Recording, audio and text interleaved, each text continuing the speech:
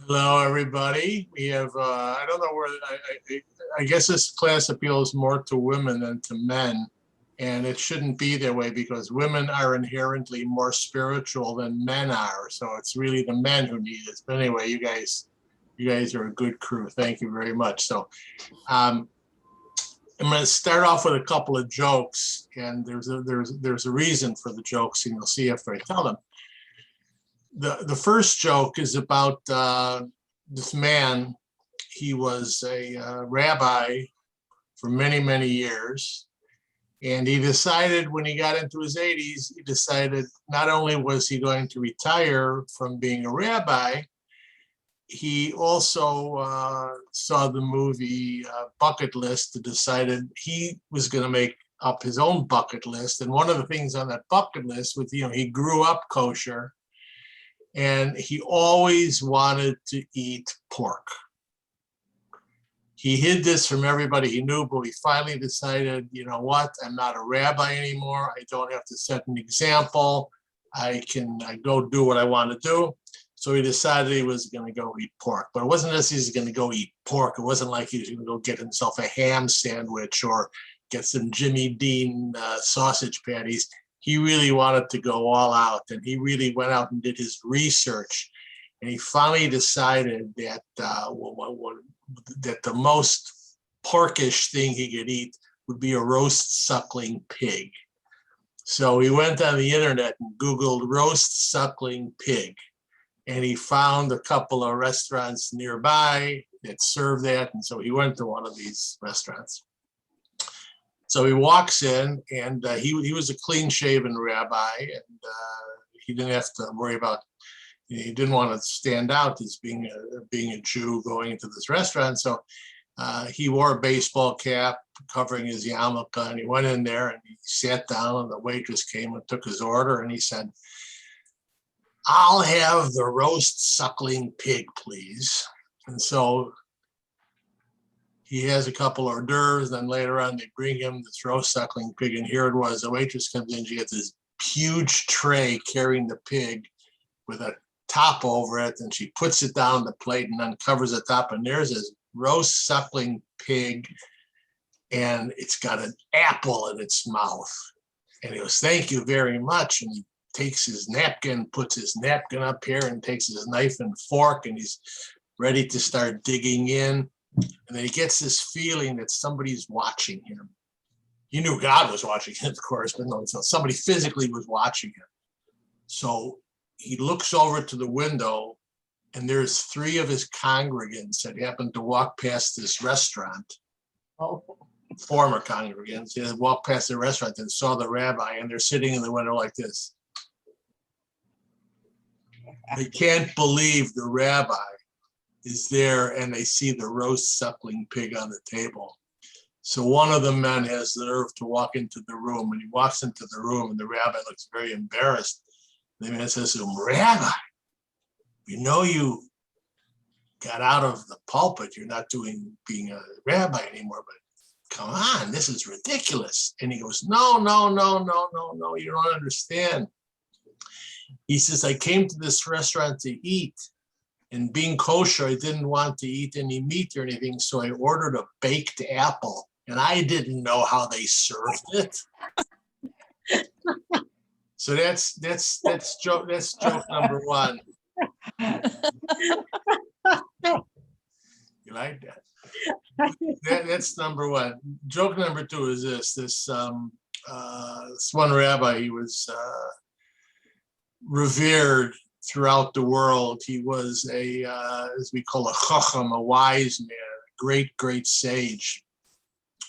And his specialty was kashrut. People from all over the world would contact him with questions and explanations and everything. So anyway, when he passed away and the word got up to the holy throne in heaven that this rabbi had passed away, well, God himself decided that he was going to make a feast of all feasts to welcome this man to his eternal resting place. So after his soul finally left his body and goes up to heaven. God personally comes there and greets him. And he goes, welcome. Having you up here now in your permanent home. It'd be wonderful to have a man of your caliber to be here. And to honor your coming home, we made you a feast. Let me just show you what we did.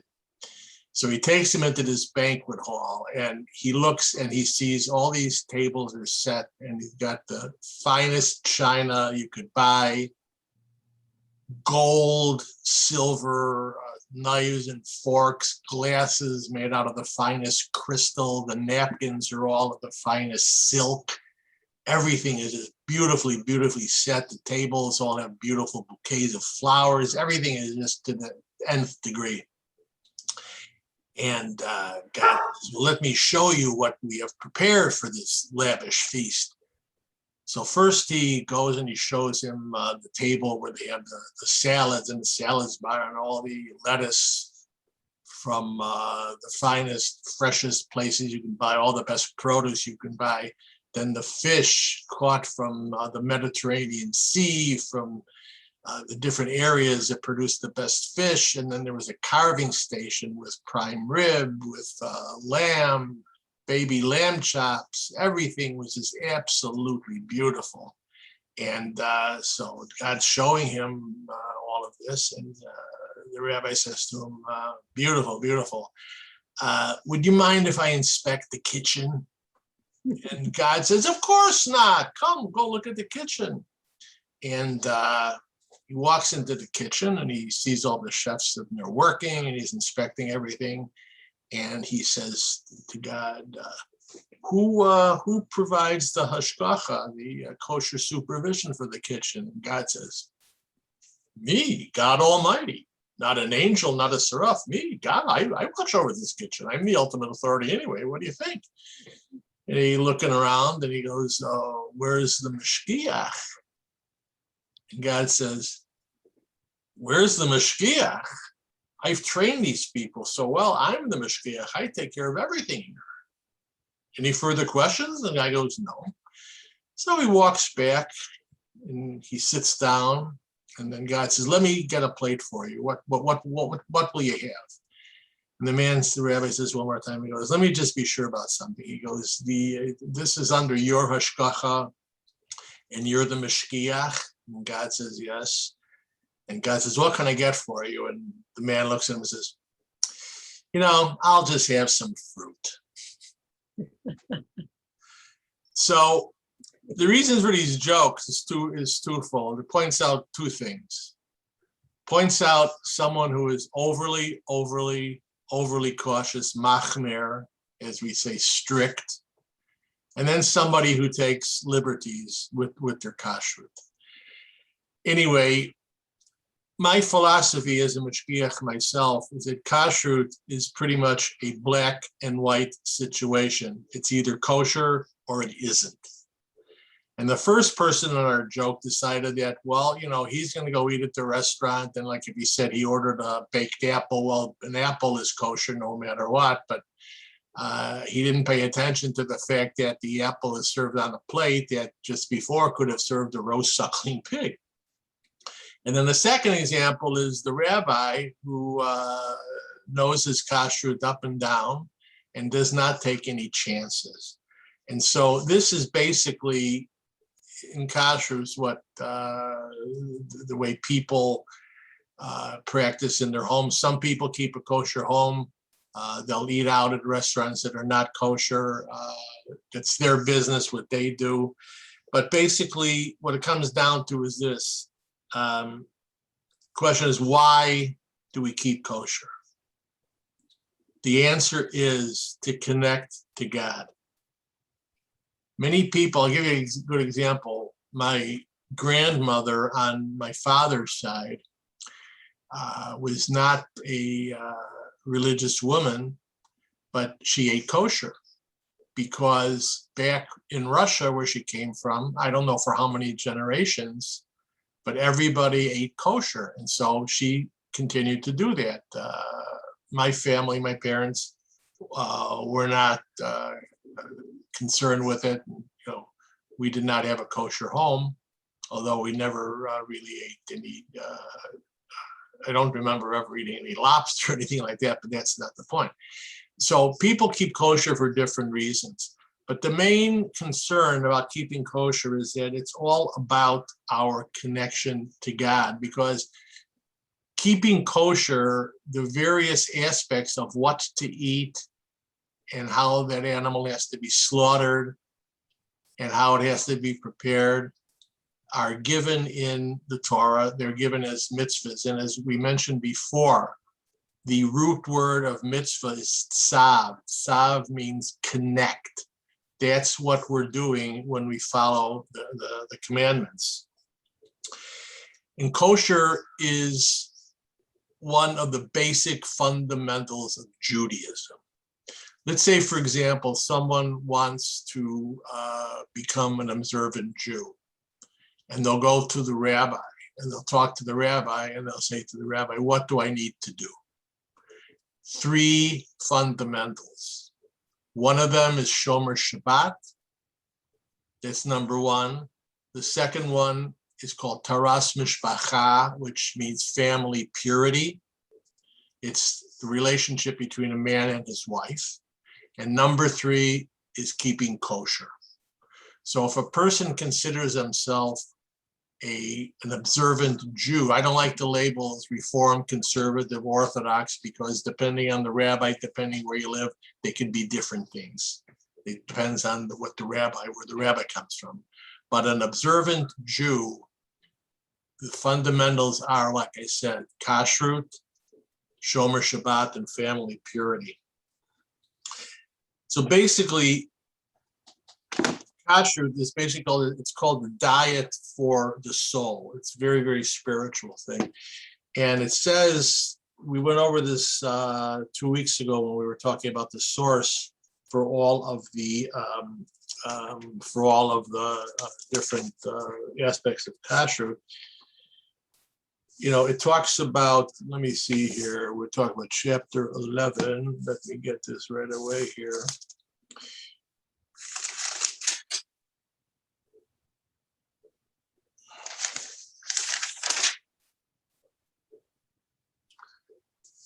It basically talks about, oh, I lost the page. I'm sorry. Let me see if I can find it here again.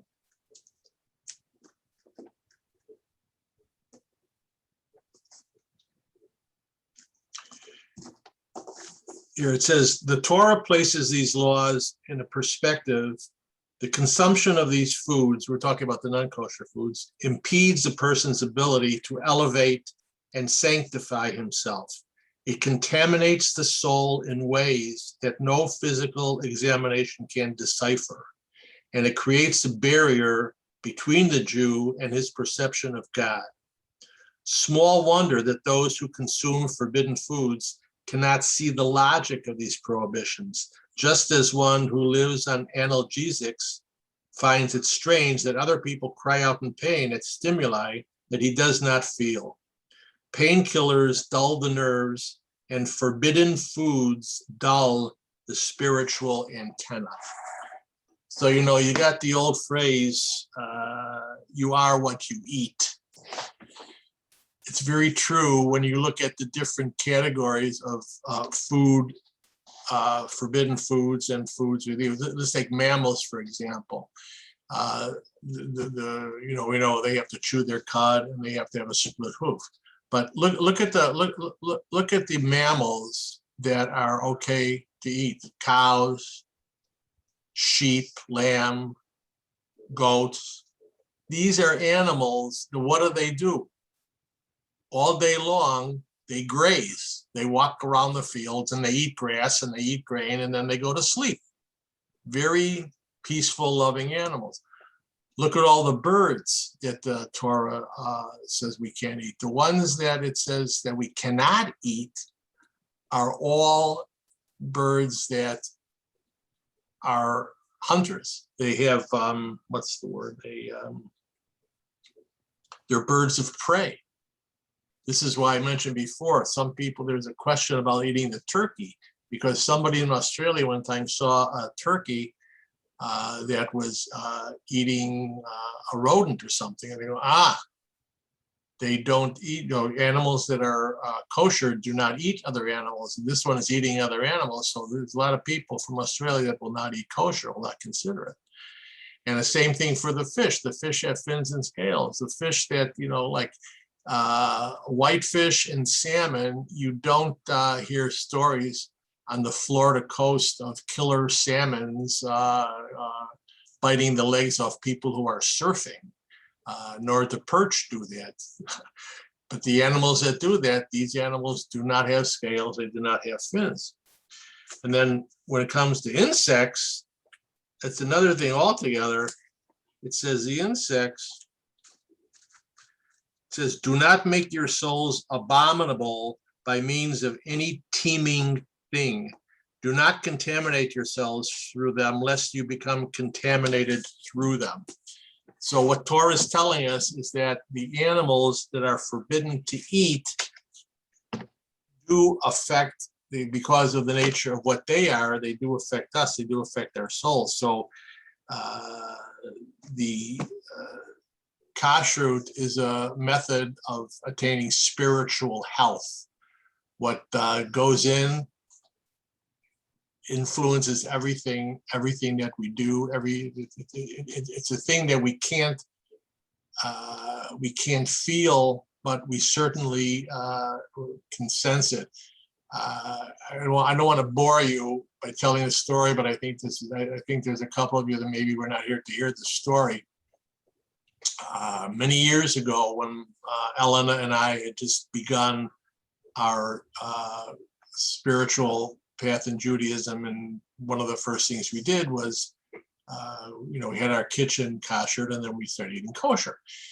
Well, we were over at my mother-in-law's house, and at that point in time, I was still like, I would stop by this one Dunkin' Donuts and get donuts sometimes in the morning, because I figured, what are donuts made of? Water, milk, flour, sugar. There's nothing on kosher. I'm not eating any pork. I'm not eating any, they don't put any crab in the donuts.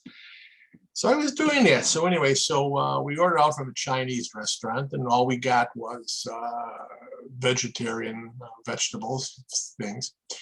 So I got an egg roll, and the food came, and I'm eating the egg roll, and I got to tell you something. This was, and I had eaten in kosher restaurants and Chinese. I tasted their egg rolls. They're very bland. Basically, all they put in most of them is just cabbage. And this egg roll was delicious. It was really, really good and tasty.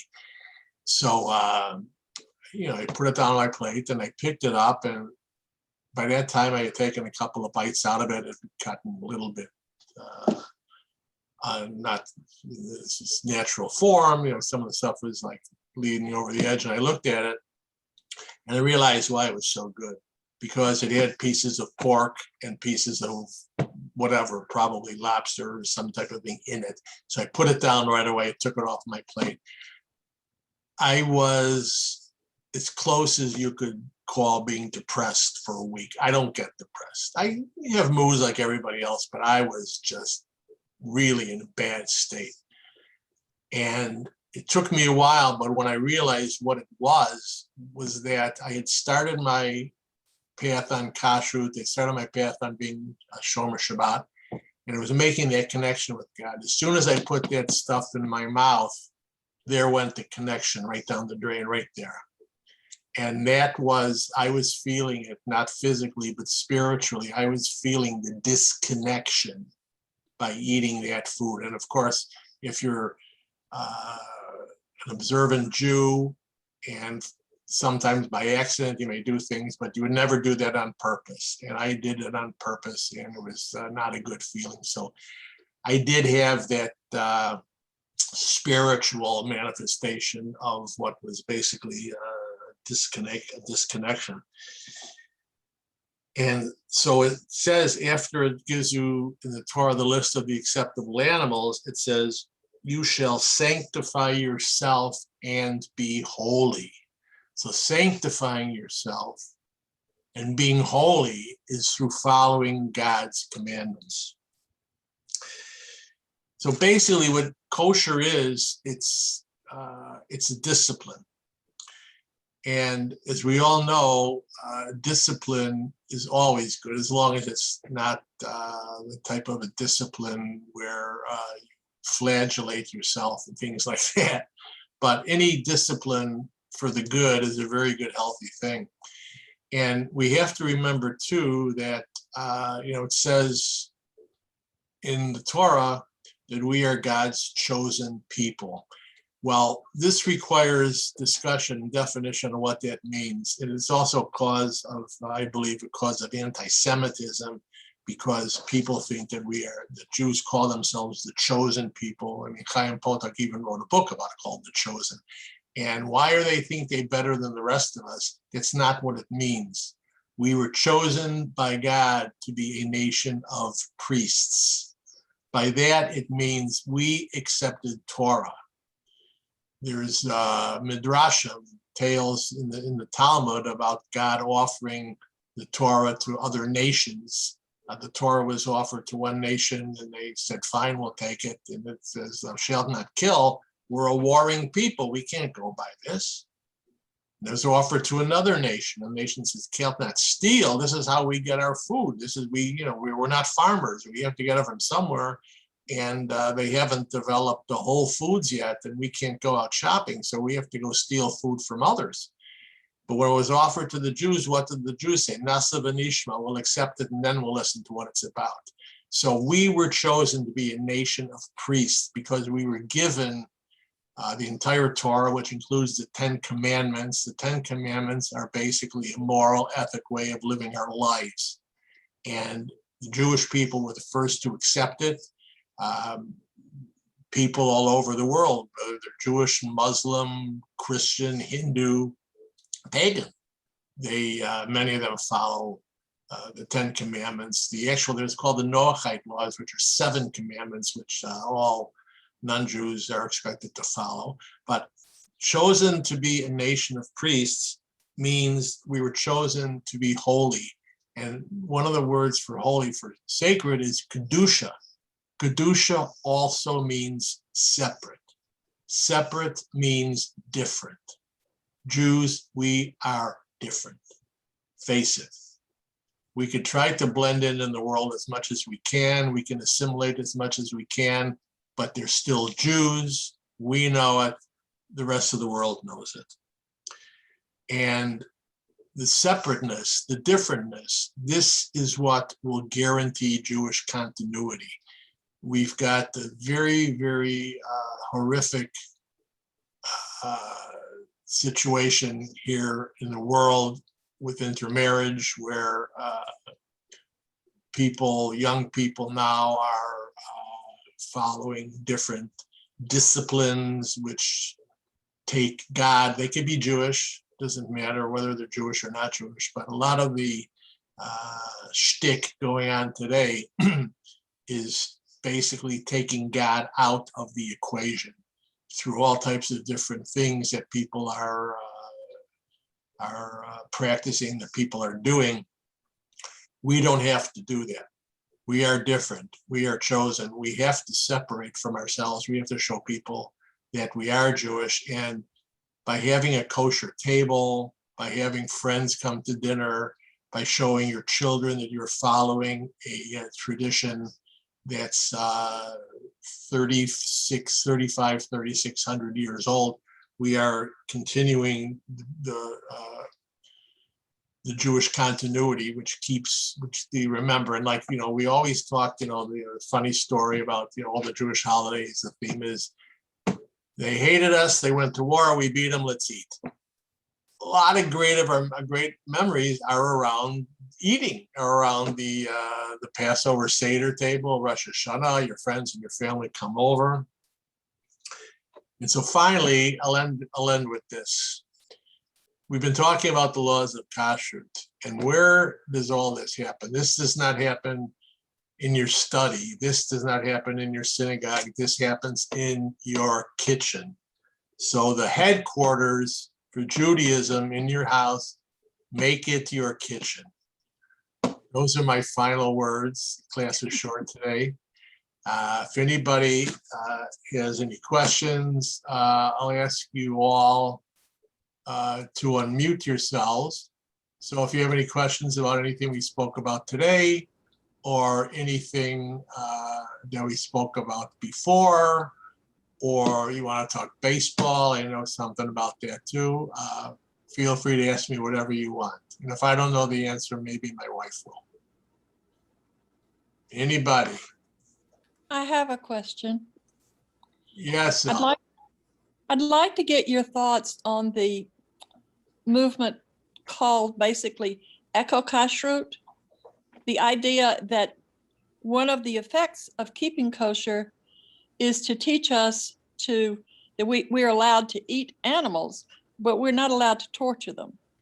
You know, that the whole idea of shechita being a humane way of, of shechting a kosher animal. Particularly in this country, almost all kosher animals, along with every other kind of animal that's put on the market, most of them come from what they call CAFOs, the Consolidated Animal Feeding Operation. And it's pretty well known that they're kept under very unhygienic conditions. They're given hormones so that they're fatten up and come to market earlier and quicker. They're given antibiotics because they would probably get infected and get serious infections just because of the unhygienic conditions that they're kept in. With chickens, cruelty, they keep them in such confined areas that one common practice is to cut off their beaks so that they can't peck each other because they have, really cruel. The whole idea of the butterball turkeys, they've bred them in such a way that they have these huge breasts because that's the favorite meat. These animals literally can't stand on their legs without breaking them because they've bred monstrous creatures that are going to be almost all white meat when they come to market. So, I don't see it as being a movement that's growing very quickly, but I think that people are becoming more aware.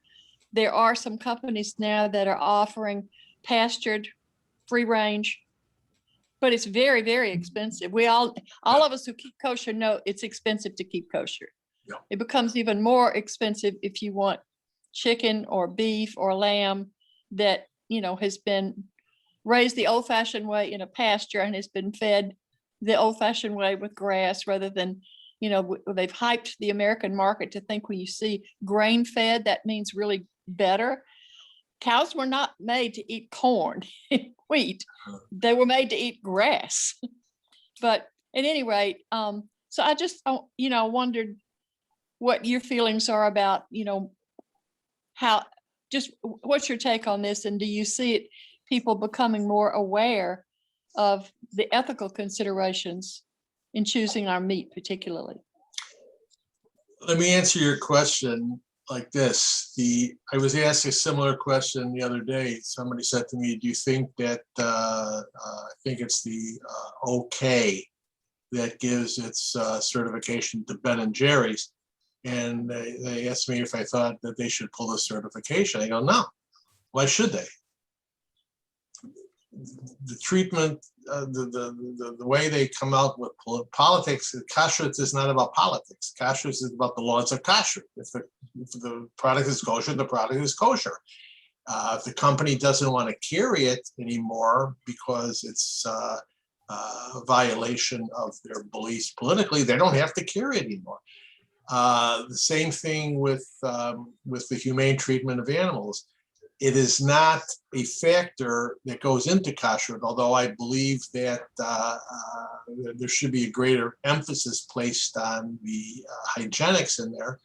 But it's something that people are aware of, and it's something that I think it would be very healthy for the kosher buyer like yourself, who is concerned about these things, that maybe some of them can pride themselves on, they can stand out. They can say, we only deal with, I mean, they can't, if a company comes to them and if a company slaughters the animals in a kosher way, and somebody wants them to slaughter the animals in a different way, as long as it abides by the laws of kashrut, they're kosher. But greater, I believe, Ellen, that they should, I think there is one company right now, I'm not sure who it is, that is kosher, that has got a, David Elliott Chickens list that pick up the package, they list, they're not given hormones, they're given free range. They have a list right on the ones that I've been seeing had the list right on the package. so, It wasn't a special, David, though. It's a regular chicken. Yeah. But it's not, it is not, there's nothing unkosher about it. It's not humane. And I mean, for example, you want to go out and get brown eggs, eggs that are hatched. The chickens are not cooped up, pardon the pun, their whole life. But those eggs, where they're hatched from chickens that run around, and then the roosters, they go social dancing with the roosters. A lot of those eggs have blood spots, and you can buy a dozen eggs and have 6 of them that are not kosher. You have to throw them out. So to answer your question, it does not make it unkosher, but should it be a consideration in kashrut? No. However, there should be some emphasis. There should be companies that should offer that. Yes, but you can't detract from the laws of kashrut. They are what they are. They're not going to change. That's a very good question. Yes, Eleanor Lieberman, you have a question? The part of the humane element is number one. The animal can't be sick in any way. They have to be able to walk to their death. It sounds terrible, but they can't be sick. That's why mad cow disease wasn't in kosher. It wasn't found in kosher animals. The cleaning, particularly of chickens, is so radically different between kosher and unkosher. It has to be dry plucked if it's kosher. It can't be put in this kind of wash that they wash them all in, which is not healthful. So I think there's more and more awareness. It's actually the way the animal is slaughtered has to be really pain-free. That's not why the person who shucks it, that's why their knives are so sharp. It has to be done with no nicks on that blade. That blade has to be so sharp. The nicks are what hurt. So it has to be done once. It can't suffer in that sense. So compared to other ways that companies are doing, there is that aspect to it. I mean, really, if they could go 100%, so the animal, even though it's going to die, has a life, that would be good if they all would do that. I think they're doing it more and more. The unfortunate part is it's big business. There's you made a good point, Ellen. Remember, it hasn't happened recently, but over the last 10 years, you've seen 1 or 2 cases of rampant salmonella in non-Jewish chicken, where the chickens are all recalled. You're never going to find that in kosher chickens, and here's why. When this is why you also see sometimes on the kosher chicken, you still see some feathers, the little, not the whole feathers, but like what would you call them? Pinhead, the pin. Pin feathers. When the chicken is placed in hot water, which helps them to pluck all the feathers out, you're literally making a broth. And if one chicken is infected with salmonella, well, all of a sudden they're all being cooked in that same salmonella broth. And that's how it becomes rampant. In Judaism, kashrut, when the chicken is put in to wash off the chicken after it's been slaughtered, it's not hot. It's not cold, but it's cool. So that you can't, if one chicken has been infected, it's not going to infect the others. And also it makes it harder to pull out the feathers. That's why you see those little pin feathers, especially like near the thigh and near the leg. Thanks. That answered another question that I didn't ask, but I've complained to my friends that before I was keeping kosher, when I got chickens, they had been fully plucked. kosher chickens, I still have to pull out a lot of Yeah, feathers. yeah, Yes. And I did not know the reason. yeah. They're cleaned a completely different way. Yeah. They I- sometimes like to show the feathers to let you know that it's all plucked out. It's not put in this kind of soup. It's not a soup like you drink, but this. It's not mix- because everybody at the Empire is lazy about plucking their chickens. No, is it? No, no, Makes it's just, sense. it's just, listen, I don't think there's too many chicken pluckers out there. I don't think it's done I don't think it's done by hand anymore. No, I it's want a- to tell you, when I was working in the meat department, at this one supermarket, every once in a while you'd see some of these chickens and like they'd be, these pin feathers would be looking at you right in the face and go, oh, geez, I wouldn't be, it's kind of gross, but but it's for a good reason. Oh, and also too, there's another thing too about kosher food. It's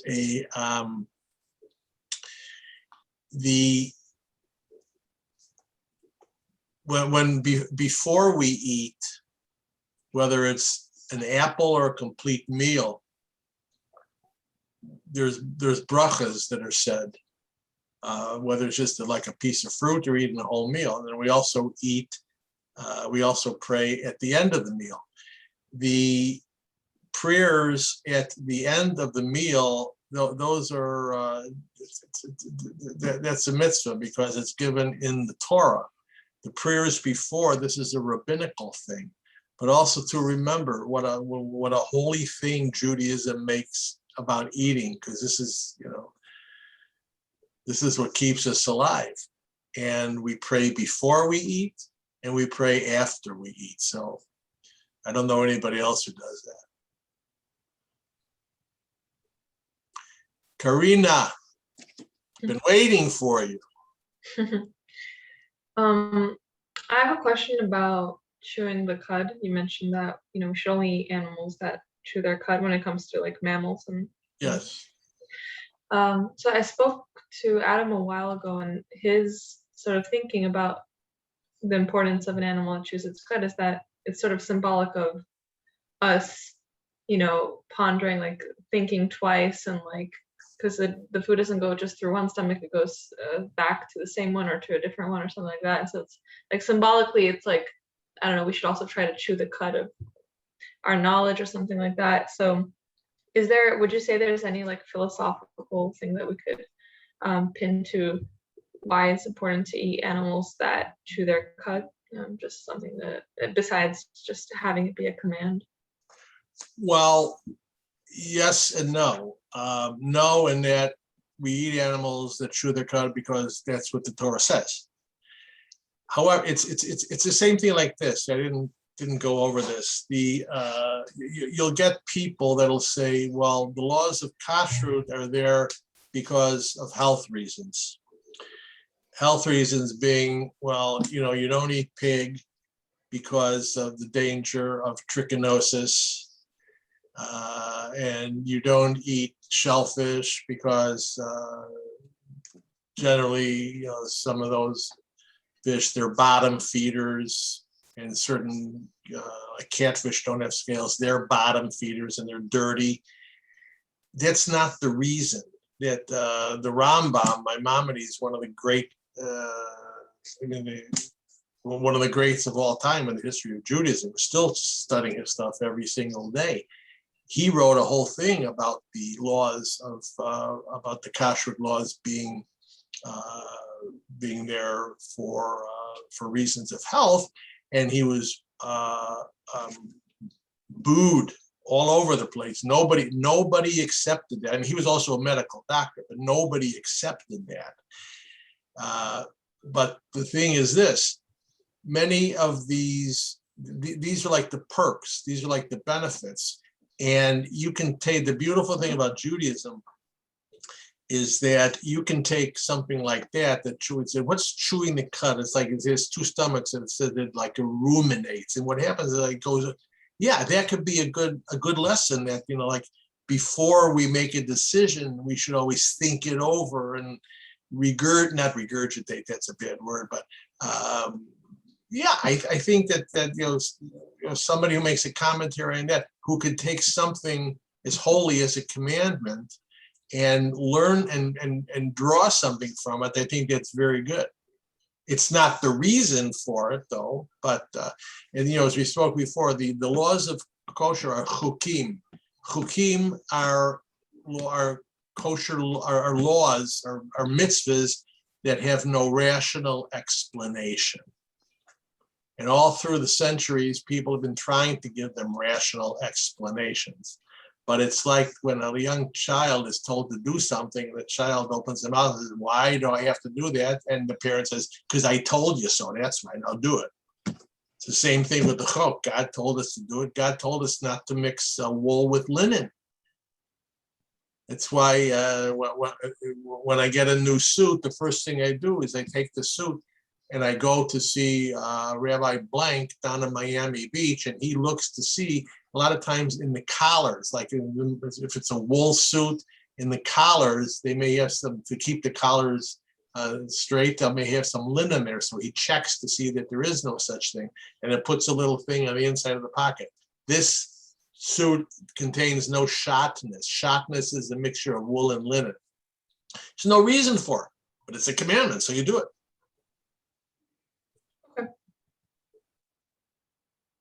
Anybody else? Tammy. Hey, I'm just wondering if you could talk a little bit about dipping utensils in a mikvah or stream before you use them for the first time. That's with new utensils. Okay, so if you buy used utensils, you They don't have do to be that? koshered, and koshered has to be through either boiling water or through fire. Okay, But the exception with all right, there's two things. When the stuff is used, it has to be koshered. When it's new, it has to be what's called toivel, dipped, immersed in a mikvah or a body of water. You can't put it into a lake. It has to be the water has to be flowing. And that's what you do with new utensils, unless they're made in Israel by a Jewish company. Then they do not have to be toivel. okay. And if you buy some used, then it has to be koshered, then it Yes. has to be dipped in a mikvah? No. If it's used, it does not have to be it does not have to be immersed in water. Okay, It has to be immersed in boiling water, not a mikvah, not a lake. got it. Or it depends on usually if it's silverware or stuff like that, you put it in a boiling pot of water. If it's something like a certain pots and pans, they have to be koshered through fire with either a blowtorch or just put it on a stove. And dishes are also dipped in water. Some things cannot be kosher though, such as china, glass.